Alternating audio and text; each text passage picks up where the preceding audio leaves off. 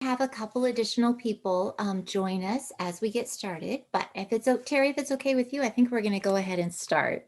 That would be fine. Thank you. So I would like to welcome everyone to our informational meeting tonight. We'd like to talk about Orton-Gillingham and why it's important, a little bit about what it is, and explain a little bit about what a lesson looks like. We will be recording our event this evening, so you're welcome to leave your camera on if you would like to. Just realize that your picture will then be included as part of our recording. I appreciate that everyone is using such fabulous Zoom protocol and muting as they come in. Terry is going to actually work through an interactive part of the lesson. And so when she explains that part, we encourage you to go ahead and turn your microphone back on and participate, because we all learn better when it's interactive. That's an important thing to OG. Let's see. I also wanted to tell you, if you're having trouble with your bandwidth at home, that sometimes turning your camera off will help with that. But when we're doing the interactive part of our lesson, if it does work, it would be helpful to have your camera on and to go ahead and unmute. So without further ado, I'd like to introduce Terry Peterson. She has been with Summit School since its inception and was a founder. She now serves on the board of directors. Terry is an Orton-Gillingham Fellow and has participated in tutoring students and also in training many parents, teachers, and other educational professionals. And we are blessed to have her presenting tonight. Go ahead, Terry. Okay, so this is the first time I've ever done this without having it be fully interactive. So that might mean for once I might get done on time, but we'll see how it goes. So first of all, I wanted to start with the fact that when you talk about Orton-Gillingham and teaching reading, we really need to consider it an approach to teaching.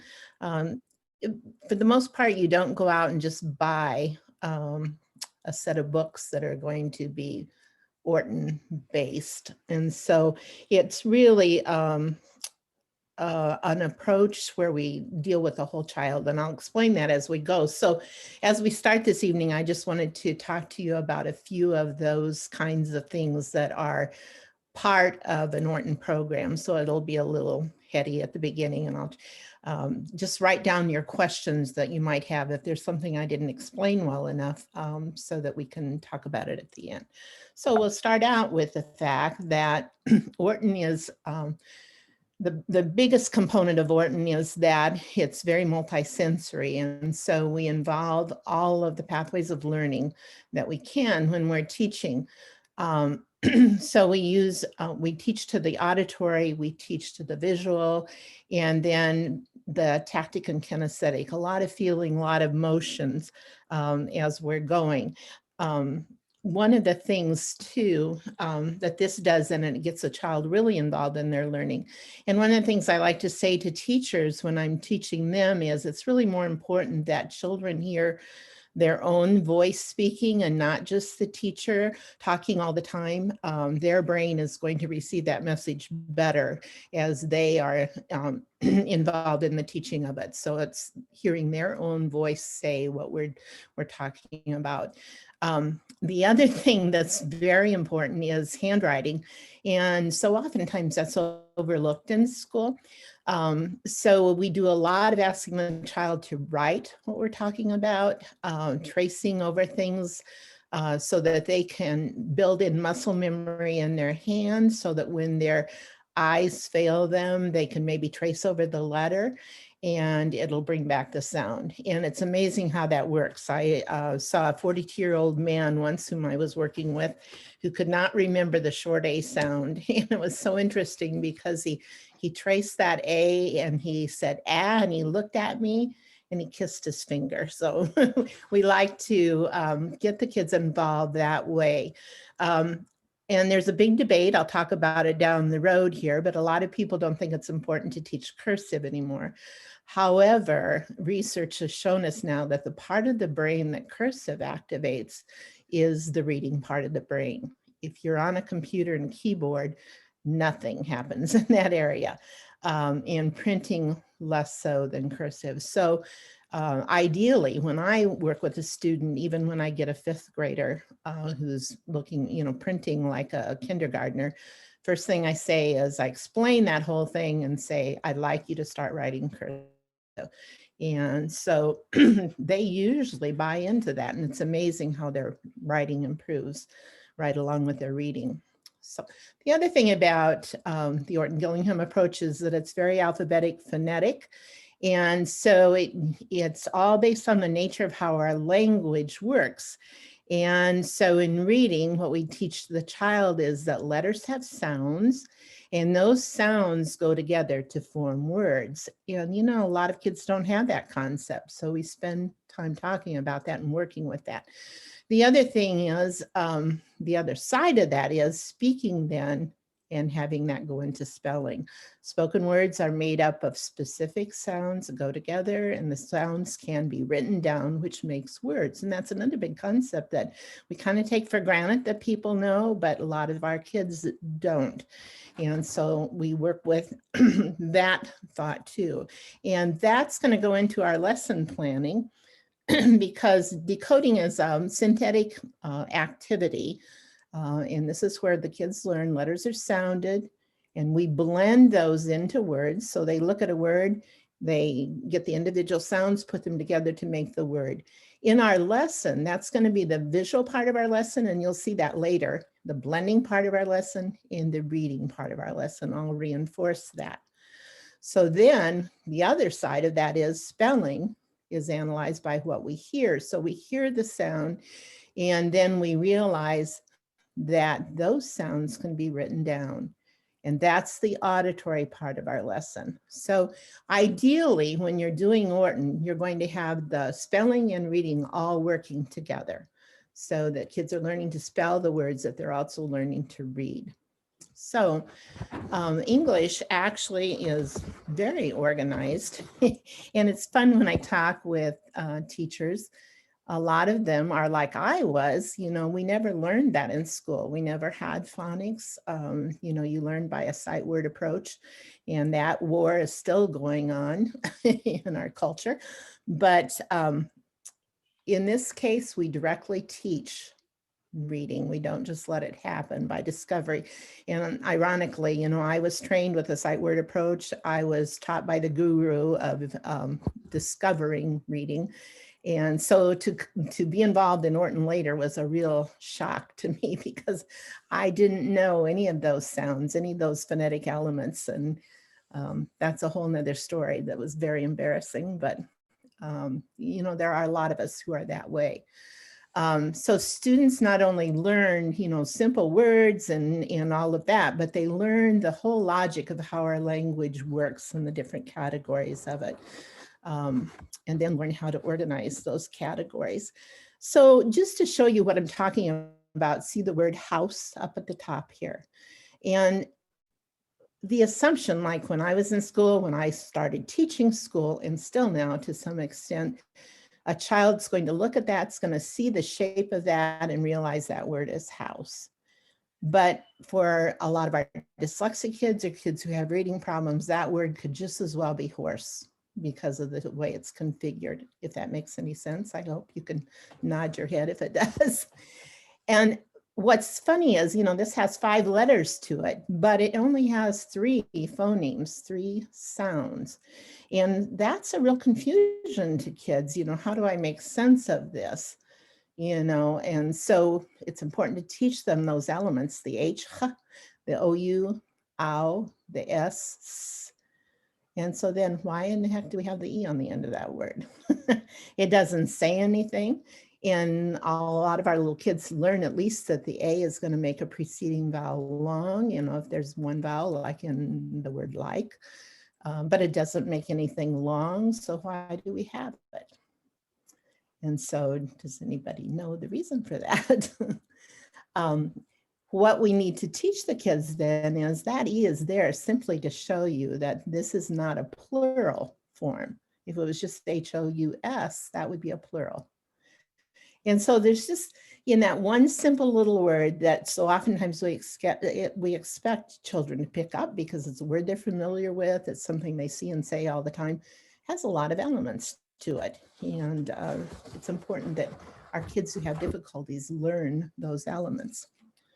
So the other thing is Orton is very sequential. We start teaching kids, basically, you read from left to right. You start with very simple words like putting two sounds together like at, which becomes cat later. And then they learn about silent E. And we go through all of these different language patterns until we get to the very complex ones involving prefixes and roots and suffixes.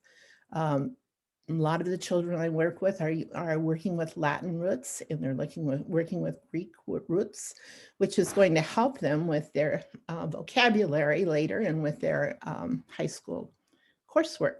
So it doesn't just stop with teaching the kids how to do basic reading. So each new learning needs to be securely learned before you go on to the next part. And this is where a lot of our kids who have poor reading, or where they have difficulty with reading or spelling, this is where they get so lost, because teachers are going to, our curriculum is going to demand that we move on, even though they may not have it. When you're doing Orton tutoring, we stay right with the child where they're at until it's very secure. And then we connect the new material we're teaching to what they already know. It's a wonderful way to go about teaching children. So we start with basic phonemes like the sound of b and k and d. And then we go into syllables, closed syllables, open syllables, all the different syllables that make up our word types. And then how do you add suffixes? Most of the kids I see who are 5th grade don't know. They don't have a clue of how you add a suffix, what things you have to change or adjust when you do. And then they learn prefixes, suffixes, roots, Greek and Latin, both, and accent and schwa. And this is so much fun because when I work with teachers, most of them don't know what that is either. They know accent, but not schwa. And so it's so much fun to have teachers too, and other adults just realize how exciting language is and how much fun it is to really grapple with these new concepts. So lots of repetition for our kids. They need to overlearn and make it automatic. And, for a lot of our children, that's the problem with the reading classes they're in. They move too quickly for them. They don't really learn material before it's time to move on to the next. And so it's important to cycle back to review, keep building on it. Dyslexic children especially need a tremendous amount of repetition. But this is one of my favorite parts of teaching Orton-Gillingham, and that is that we train the children to do logical thinking about how the language works. It's not just teaching them a rule, but how does that work and why did we need that? Why did it, where did it come from? And a lot of the kids I work with are soon saying, well, does that come from the French or does that come from the Old English? And so that's so much fun because our language has brought in all these other languages. So our language is actually very, what do I want to say? Very rules-based, very logical. And I've read statistics where it's 87% predictable. And when you add rules from other languages in, all of a sudden you're up to 93%, very predictable. And most of the times when I talk with teachers and working with them, they tell the kids, and they confess this to me, they've told the kids, well, English is just a little bit crazy, it doesn't follow rules. Well, it really does. But the problem is you and I didn't get taught those rules when we were in school. So that's one of the things that Orton is so much fun with.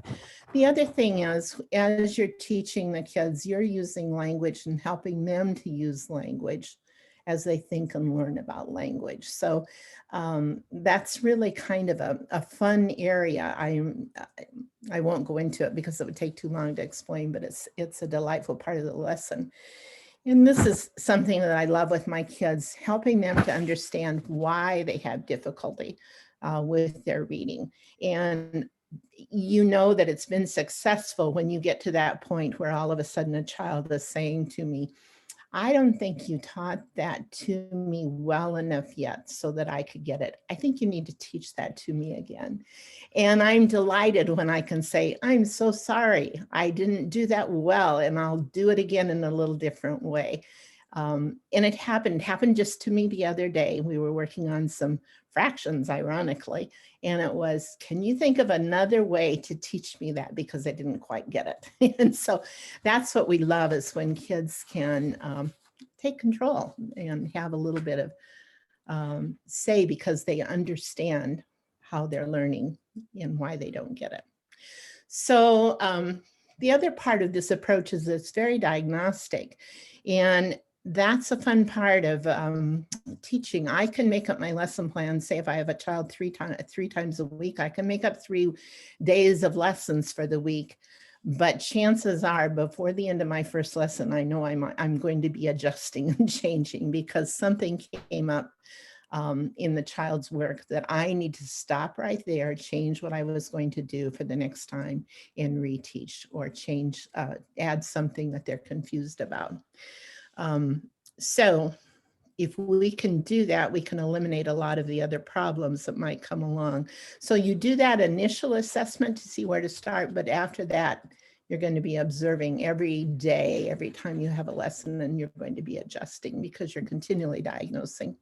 And therefore, once a doctor diagnoses you, you get a prescription, or you get your directions on what you need to do. And it's the same way with Orton. We need to determine what teaching needs to occur next, and then the best way to deliver that. And that sometimes will take me quite a while, because the way I teach something to one child is not going to be the way I'll teach it to another child, because they don't all learn the same. So we want them to be successful, so we have to teach in a way that they can be. So it's very personalized, and that's the best part about teaching Orton. You don't have a book that you follow on page 5, and you know you're going to be on page 25 by the end of so many times. It just depends on the child. So who's it for? And we used to say that it was just for dyslexic kids.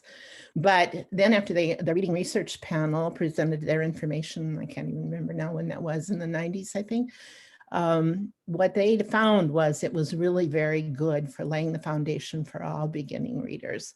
So it's really wonderful if a teacher can be trained in Orton-Gillingham and can start right out teaching in that way with kindergartners, first graders. And that's what's so great about Summit, in that all of our teachers get trained so that they can do this and lay a good, strong foundation in the beginning, whether the child's dyslexic or not.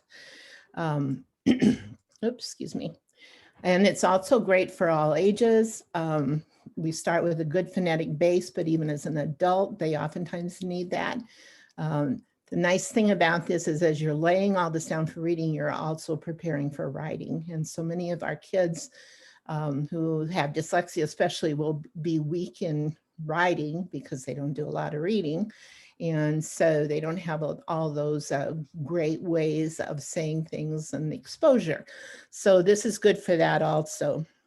The other thing that's wonderful, like as I mentioned earlier, is just that whole vocabulary development piece. So, and the big thing is, this is essential for dyslexics, and we have fought really hard to get this type of instruction in our educational programs for these kids.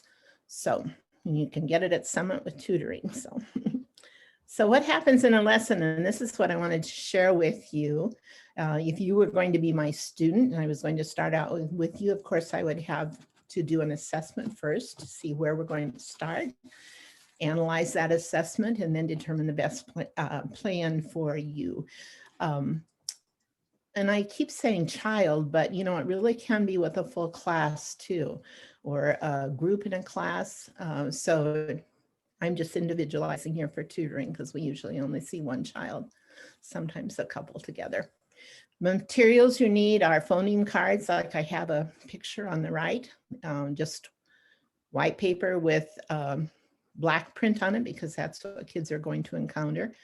Writing materials, reading materials, but the big trick is a robust lesson plan.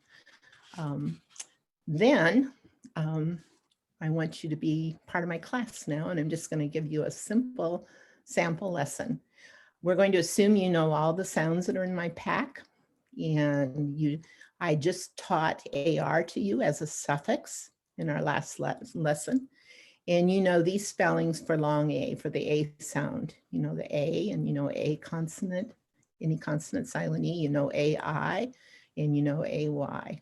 And this lesson we're going to do right now is going to be EIGH. So here's where I'd like you to unmute. Even you, Larissa and Paul.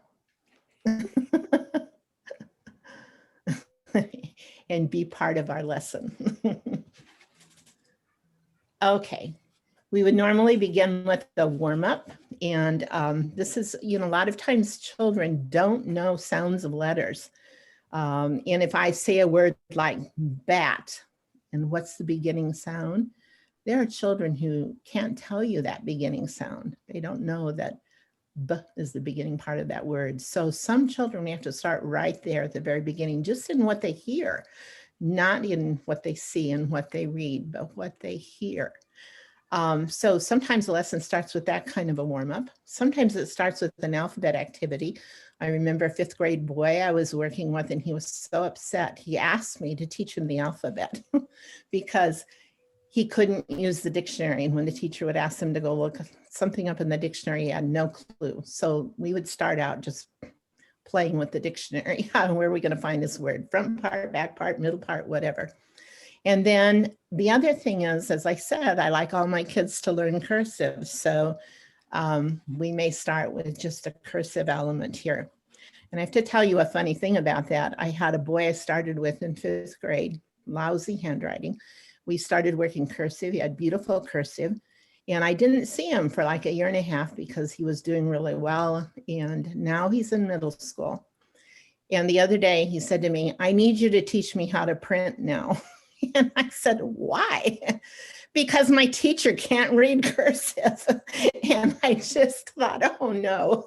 I'm assuming he has a young teacher there somewhere, but he's frustrated because he says, it looks so immature. I look like a baby. And so cursive may be important for some of the kids at that point. So we would start with an old review, and that might be something that came up in the lesson that I thought you knew. And then I realized in that last lesson that that had been a problem. So I may do a quick little reteach here of maybe 5 minutes. And then we have a new review, and that's what I taught to you last time, which is that AR. And we would have words to spell, words to read. So here's where we're going to start. And so would you read these words, please? The first one is triangular. Triangular. Thank you. And what? Sorry here. And the next one? Spectacular. Spectacular. And the next one? Popular. Popular.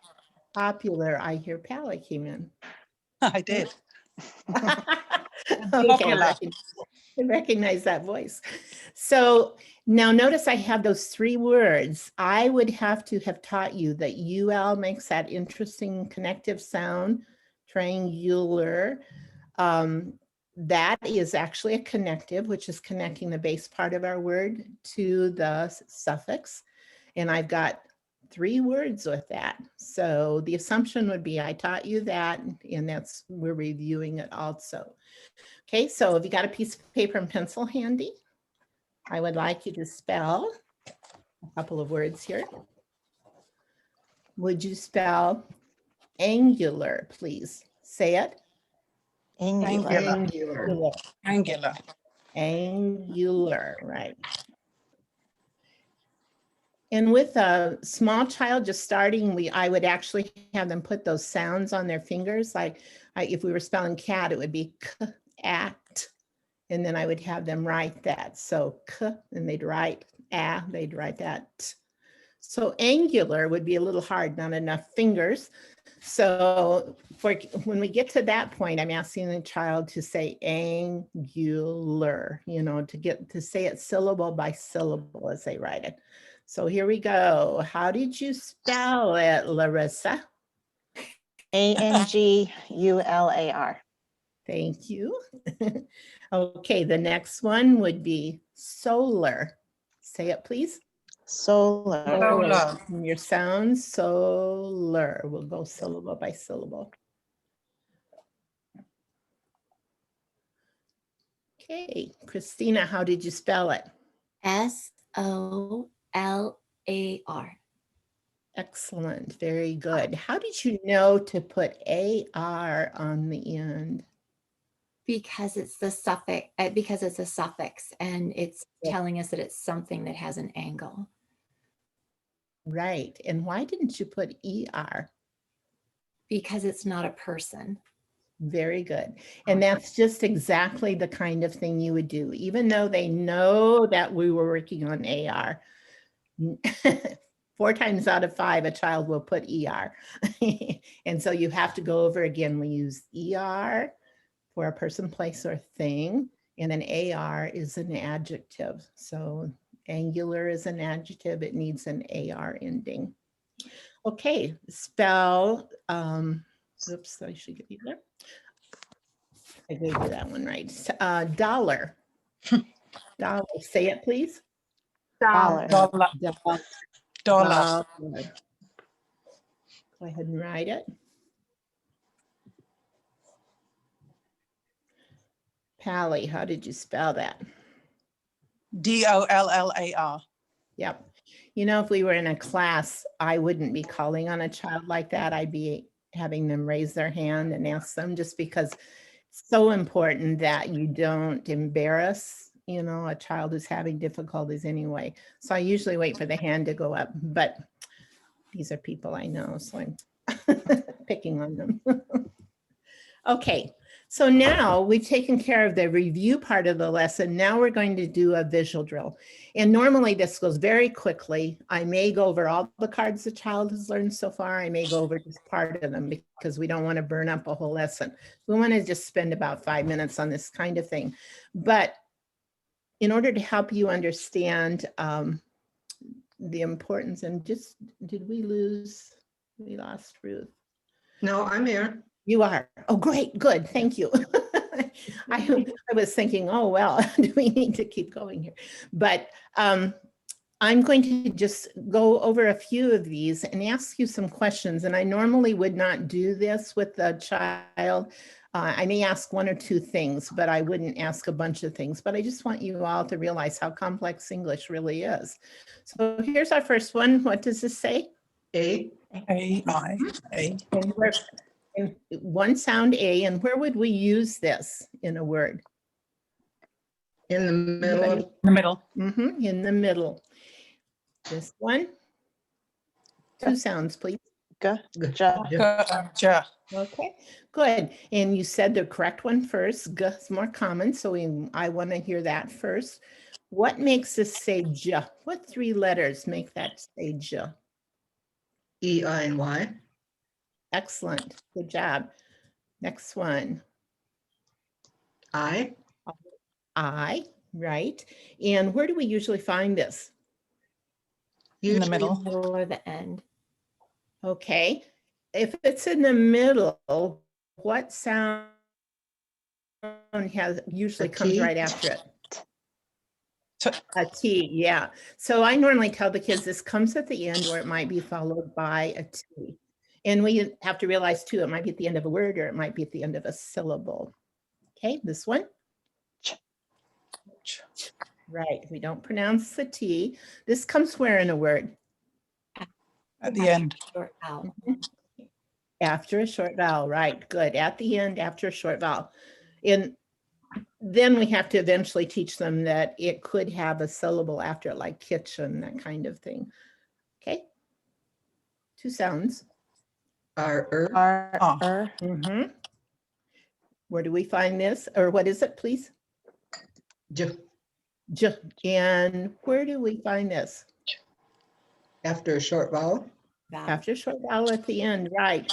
Now, this is so great, and I love this because I had a little boy one time, a 2nd grader, and I asked him to spell fudge, and he spelled it F-U-J. And I gave him that word to spell because I was going to teach him about DGE. And I said, well, that does say fudge, but English words don't end in J. So what do you think we could do? And he was such a bright little guy. I don't do this with most kids, but he was such a bright little guy. And so he said, oh, F-U-N-G. And so I said, well, what would that say? And he said, oh, fug. And he said, oh, and his face just lit up and he put an E after it because he thought he had solved this problem. So now what would that say? And he said fudge, but then he said, oh, fuge. And so I said, well, what can you do? We need that E to say and help the G say J, but we don't want it to make the U say U. So what can we do? And he said, we need to put a tall letter in, or we need to put a tall letter in there. And where do we need to put that tall letter? I said, well, before the G, he said. And I said, well, what letter do you think we should put there? And why does it have to be tall? And he said, well, it has to be tall so that you really can't get over. And he actually came up with D being there. And I asked him why, and he said, well, because you can say J, and you don't have to change your mouth. And so he was thinking of saying J. So I thought, how clever, you know? So it makes sense, and helping kids see that sense really is important. Okay, this one. Or. This one. I. I. This one. A. Because you do teach them that it's like in a head and a way. This one. O. Ow. Yep. This one. Ch. And the last one would be sh. At this point, I would probably have only taught the ch and the k. Okay, and this one. A.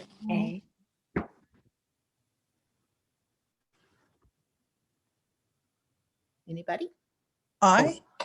Where do we find that A in a word? Way.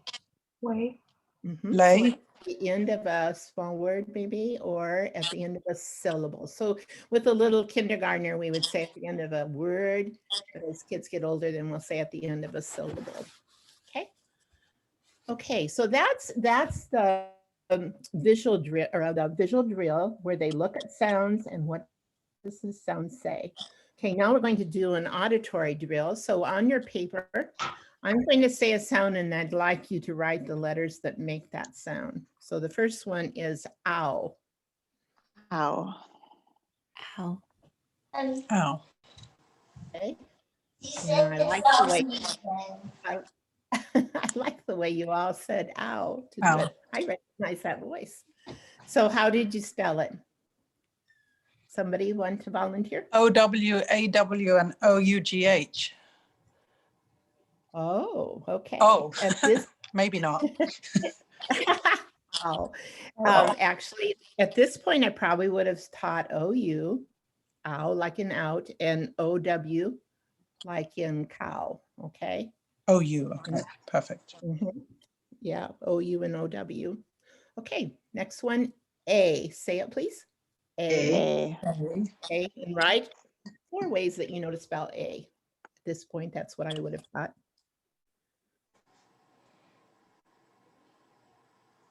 And at this point with kids, I'm also saying to them, be sure that you've written in the correct order, because we want them to learn to use them in the order of frequency. So anybody want to venture? Callie, thank you for being brave last time. Oh, that's fine. I have A. Okay, go ahead. Ruth, did you start that? I did. You want to go ahead and finish? I have A consonant, E, A-I, and A-Y. Yes, very good. Good job. And the next one, ooh. I should be showing you these, I'm sorry. Ooh. Ooh.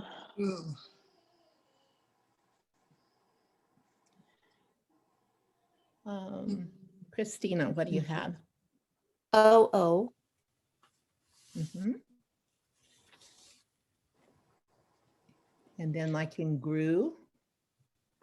Oh, yeah, you would have taught more. Okay. Yep. O, EW, and EU. I was expecting you to read my mind. I'm sorry. That's okay. I'm like, how much would they know at this point? Exactly. Sorry.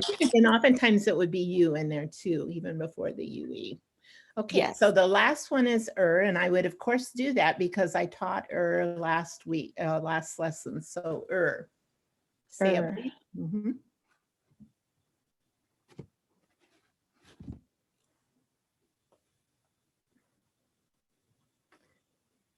So you would, Go ahead. What was the question? oh, so for so ER, IR, AR, and UR. And I just said them in the wrong order. Yep, you're right. Good for you. So ER, IR, UR, and then Then those are the common ones. And those are the ones we would teach first. Then probably it would be what about OUGH or no? Thorough.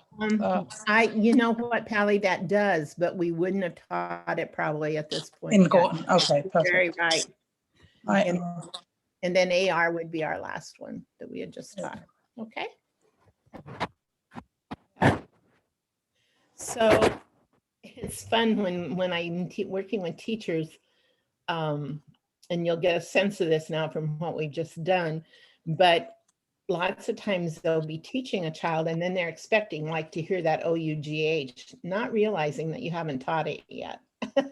So that's one thing, you have to get your head in your mind going along, tracking along the same way that the children would be because of what you taught them. So here would be our new material again. And I would show the child this card. I would have them write and say EIGH a couple of times. So we would go EIGH, write it. We would do that 3 or so times, whatever the child needs. And we would say A each time. So EIGH, A, EIGH, A, and then EIGH, A. And then I would have them read through these words. And notice how I'm going from simple to more complex. Okay. So would you read these along with me, please? First one. Nay. Nay. Way. Lay. Next one, go ahead. Eighth. Eighth. Eighth. 80. 80. 80. And then Slay. Lay. A. Wait. Wait. Next. Freight. Freight. And then. Weighty. And then the next one. Neighbor. Neighbor. And the next one. 18. 18. Yeah, so we go from simple to a little more complex. And then we'd have to assume that I've taught the child Y at the end saying E, of course, OR as a suffix saying So, you know, each thing you have to be sure if you're asking them to spell it, that you've taught it. Okay. I'm just putting down here at the bottom so I remember, but we usually pick a keyword for the child to remember. So I have 8 down there as the keyword. And then we would spell. And since we've done that one, I think I'll just go ahead and I'll just show you some of the words. I would have them spell 8, of course, because that's the keyword I want. And then these different words getting a little more complex each time. And so a lot of them are the same because we don't have a whole lot of choices. We have a lot of words like featherweight and bantamweight and that kind of thing, but I want to stick with things that they're probably going to be using. But notice that you get up to neighbor, you want to be sure that they get OR, you know, it's a chance to reinforce that. 86, a chance to reinforce the need for hyphens in, you know, when you're writing numbers. And 80s, what would be the problem there that you could see? What would I have to be reinforcing here in order to give them that word? Any thoughts? That they wouldn't use double E or a Y instead? Yeah. And so what's the rule for changing a word that has a Y on the end to add a different suffix to that? So I'd have to teach them, they would have had to know that we changed the Y to I. And in this case, we had yes. If it's a plural? Yeah, like in the 80s. But I don't know the rule. Yeah, but you know what? That's the difference too, because a lot of the people who are in teaching, especially, you know, you're successful in school, so you go into education and you haven't struggled and had the problems that a lot of these kids who, especially kids who have dyslexia, have had. Mhm. And so we take that, for example, on Pally, when you said, but I don't know the rule, exactly right. Most of us haven't internalized it. We just do it because we saw it, we recognize that we remember it. But if a child has a poor visual memory, then the reason Orton works so well is if their visual memory is poor, we can work with their auditory, with their kinesthetic to help to reinforce where their weakness is. Make sense? Any questions on that? Okay. So the other thing I love about teaching this way is I'm not just relying on the sight for the child, I'm teaching them a rule. This is only going to be at the end of a word or at the end of a syllable, and it's usually followed by T. And then we have to show them where this fits in the order of frequency. It's going to be not as common. I'm not going to use it. So if I don't know a word and it has that A sound in it, chances are I should try AY, you know, before I would try EIGH. We're teaching, I told a child one time, teaching you how to gamble with words. My mom wouldn't let me gamble. I had to think about rewording that. Okay. Then the next thing we would do, another part of the lesson would be, because these children have difficulties, we would go back and we would do review spelling. And we would work with some of the concepts that we'd taught earlier. You never assume that because you taught it, they're going to remember it. So we would go back. And you might use words with concepts you've learned. You might use phrases. I could even use phrases to reinforce the sound that we just learned, and even sentences. And it's really important as you work with kids a little longer, that you start getting into sentences. So you can talk about the fact that it starts with a capital letter in a period. You can talk about expanding sentences, all that kind of stuff, some beginning writing things. So I like to teach the kids a little phrase too that'll help them remember some of the important words. So here, the neighbor will weigh the freight and 8 sleighs is a horse, well, the horses neigh. So they've got most of the components that use EIGH. And then reading, again, they could read word lists, and lots of times with my older kids, when they've learned a certain concept or a certain root, I might have them read a list of words that use that, talk about the vocabulary. So new learning word list, also, or oral reading of interest. I love to get books that are probably a little harder for the kids than what most reading rules say. And I like to call that stretch reading. And so I tell the kids the words are going to be difficult in here because we want to practice sounding out words, you know, and I read along with them to kind of help move us along in the text. I'll read part of it too, but it's interesting. I have a little girl reading Heidi right now. You know, a lot of the books that you pick up for kids are written almost like they're written down. The vocabulary isn't as rich.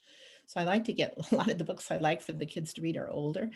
And she's reading Heidi right now, and it gives us an incredible amount of opportunity to talk about vocabulary and things that aren't different, aren't the same, you know, that are different from what she knows. We had previously read King of the Wind, which is a book about a horse that came from Morocco and went to France. And, you know, so language in there was just really interesting.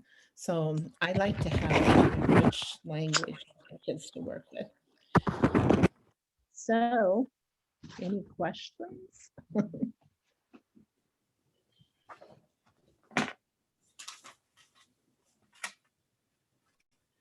Ruth, I have a question for you.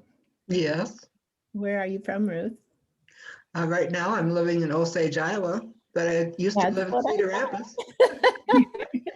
You all need to know Ruth is the woman who got me into Orton-Gillingham. And so I'm so happy to see you. I saw this Zoom meeting on Facebook and I just had to watch just to see and touch base. I think about Summit all the time. That's just great. So Larissa, you would remember Ruth, I've- right? So Ron's mom. I Yeah. thought so. Oh my Okay. gosh. And That is I've so heard the neat. name, so that's welcome, Ruth. Yes. Ron was a student that I worked with. Gosh, he was in 4th grade, wasn't he? Yes. Bright, bright, bright, bright, bright. And he was one I'll never forget because he could do math concepts, but he couldn't necessarily write them down. Yeah. And yet in his head, he could do them. He was just a brilliant kid. And his son does the same kind of math. Yeah, for those of you who don't know, Ruth actually went up and got training with Gene Osmond first. And then she arranged for me. I had gone up and got a quick training with Jane Elliott, who was the blue eyes, brown eyes gal who did that experiment in racism. And so Ruth actually connected me with her and had me learn so that I could work with her son. And then Ruth went up and got officially trained the year before I did. And then I got officially trained. So Ruth is like a mentor. And So. you've been our savior. That's another beautiful part of Orton. You meet such great people. Well, I'm sure you would agree, Christina. So Ruth, my daughter, Larissa, is right there. Yes. My Hi. adopted daughter is Pally. Okay. She's become a part With of no paperwork. Yeah. So go ahead, Christine, and finish up, I guess. All right. Terry, will you take us to the next slide then, please? I sure will. Thank you. So I want to talk just a little bit about Summit Tutoring. So we offer tutoring during the school year. We also have a separate summer session. So we have lots of kiddos who come and join us just for the summer. Some of our school year kiddos continue through the summer and some choose to take a break. We are very much about what's best for each individual kid and individualizing education. So our tutoring is K-12. We've also done some things with adults and learning to read or reading recovery type things. We offer OG tutoring, math, Spanish, and test prep. We also have piano lessons, which is one of Pally. This is one of Pally sharing a picture of one of her daughters doing online piano lessons right now because of COVID. Typically we are face-to-face, but with COVID right now, we are online. We have some real limited school day in-person options available for kids who are full-time at Summit, but it's very limited availability. If families are interested, they can reach out to me and I put my email address here. Does anybody have any questions about tutoring? You're welcome to ask them now or you're welcome to email me. I know a couple of you have been emailing back and forth with about possibly coming into our program either during the school year or this summer. Okay, Terry, if you would take us to the next slide, I'm going to talk just a little bit about our summer program. Summit does some fabulous summer camps that are just a neat experience for the kids. We have some which are 4-week academics camps, which focus on reading and writing. They have a very strong OG basis to them. And then we also do a 4-week math camp, which it can either be kind of let's get a little bit of a boost. Maybe we aren't right where we thought we wanted to be this year because we've been doing, because maybe learning conditions haven't been ideal or different things have happened. And so we can either do reading and writing and math to kind of get that boost for next year, or we also do one that's kind of, I don't want to say accelerated, but like an enrichment type thing that we're pretty solid on our facts and we're pretty solid on where we are, but we really want to do some enrichments and some expansion there. So we have both those choices. Another option are our stream themed camps, which we're picking a topic of science for 1 week, and then technology will be for a week and engineering will be for a week. Summer camps will follow Lynn County Public Health and CDC guidelines. I also want to say we're doing our active healthy living camp this year. I don't have that on the slide, and I should have. And families who are interested in that can visit summitschools.org for more information. Registration will open March 1st. And I think are there any questions about any of that? Does this mean that Summit's camps will for sure be in person this summer? I'm going to defer that to someone else on Summit staff who's on board with us tonight, or who's online with us tonight, because I'm not sure. I know tutoring, it's going to depend on the individual student, the individual tutor, and where COVID is standing. We're going to make that a very individualized decision.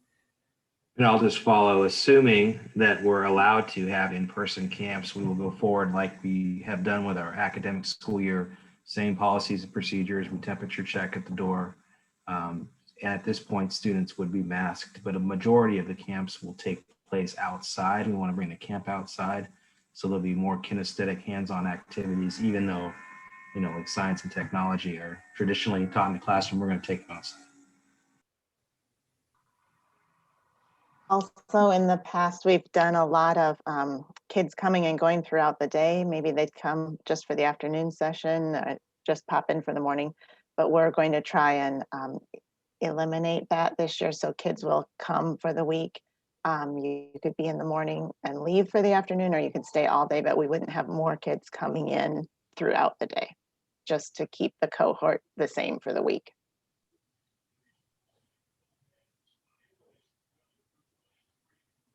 Okay, do we have any other questions?